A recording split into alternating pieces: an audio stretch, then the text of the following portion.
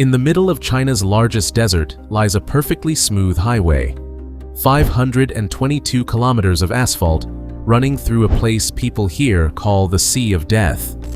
Cars travel along it as if it were any ordinary road. But the strangest thing about this highway isn't the asphalt. Look at the roadside. Along most of the route, a strip of living green runs through the dead sand. Two green lines in a desert where almost nothing grows. This greenery did not grow here on its own. It was made to.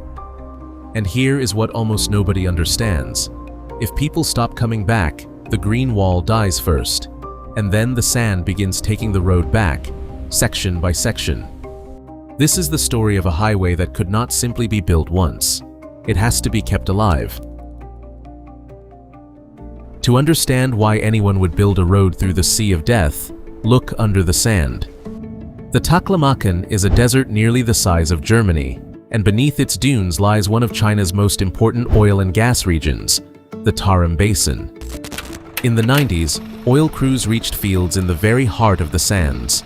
But the heart of a desert has one problem: you can't drive to it. Going around the edge means an enormous detour. The new road cut the journey between Minfeng in the south and Urumqi in the north by more than 1,000 kilometers. By 1995, the highway was complete. 522 kilometers, 446 of them across open, shifting dunes. To this day, it is the longest road in the world built through moving sands. The builders had won, or so it seemed. Because the Taklamakan has one trait that makes it unusual even among deserts: it moves. This is one of the largest expanses of shifting sand on the planet. Many dunes here rise between 100 and 200 meters. Some crests reach 300. They do not stay put. The wind continually reshapes them and pushes their ridgelines forward. To a desert, a road is not an obstacle. It's just one more surface to cover. Leave the asphalt unprotected, and the sand will start burying it, one stretch at a time. The builder's first answer was mechanical: checkerboard grids of straw and reeds set into the sand. A grid breaks the wind right at ground level, and the grains drop before they reach the road. It worked. Not for long. The wind buried some sections and tore others apart. By 1999, more than 70% of the original barriers had stopped doing their job. Protection like that would need rebuilding forever. So the engineers decided to replace the dead shield with a living one. Along the road, they planted a green wall. Not a park, not an avenue. A defensive structure made of plants, 436 kilometers long, roughly 75 meters wide. Millions of shrubs and trees, picked like soldiers for this war. Tamarisk, saxaul, calagonum, species that grip the sand with their roots and shrug off 40-degree heat. Rows of shrubs slow the wind close to the ground, while their roots bind the surface. The flow of wind-blown sand weakens before much of it reaches the asphalt. A beautiful solution, with one small problem. This is the Taklamakan. Rain here is a rarity. A few dozen millimeters a year, no more. A belt this dense cannot exist here on its own. Full stop. Which means China grew 436 kilometers of greenery in a place where it has no business existing. How? Look closely at the base of the shrubs. Along every row runs a black tube fitted with drip emitters, drip irrigation. This entire wall is hooked up to a life support system, a living wall on an IV drip. But an IV drip needs water in the middle of a desert. The answer, once again, is under your feet. Beneath the Taklamakan lies brackish groundwater. In places, its salinity approaches that of seawater.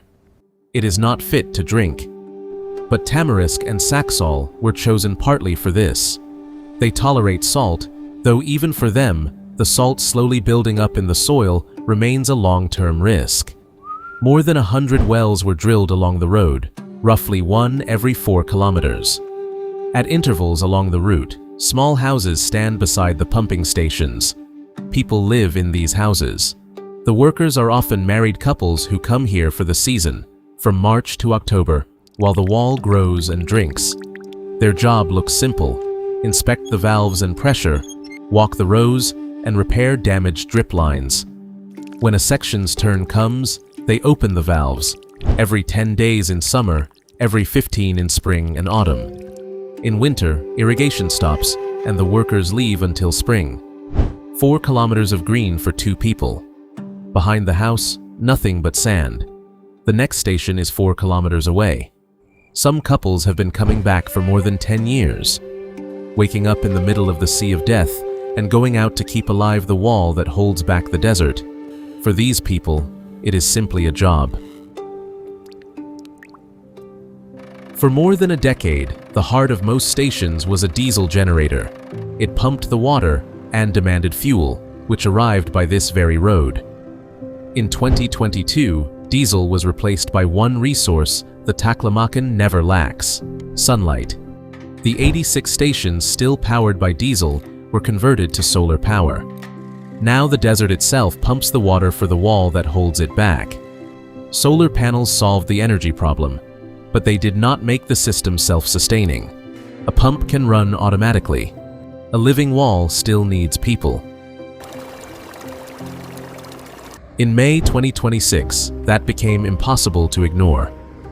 Along the highway, workers replanted 500,000 seedlings and restored more than 1.5 million square meters of straw checkerboards. Not an expansion, not a new project. Maintenance. Because a living wall is not a monument, it is an organism. Plants age and die off, pests eat away at them, tubes get damaged and leak, the straw in the grids crumbles. Every protective layer has to be renewed long before the road stops being needed. And that is the truth they don't print on the signs along the route. The road itself was finished in 1995, only a few years after work began. But keeping it alive is a permanent commitment. As long as China needs the road, this system can have no final completion date. This is not a victory over the desert, it is a contract with it, and the payments never stop. Go back to the asphalt, to the car from the beginning of this story. The driver sees a simple thing: a smooth road, green shoulders, a few hours drive through the sands. What he doesn't see: 436 kilometers of drip lines under the shrubs, more than 100 wells counting out their cycles, panels catching the sun, and the couples in the little houses who checked their lines again this morning. The desert has not gone anywhere. It begins just past the last rows of shrubs, waiting for the people to stop coming back. They keep coming back, season after season, morning after morning, for roughly 2 decades. That is why the road exists. Somehow, it works.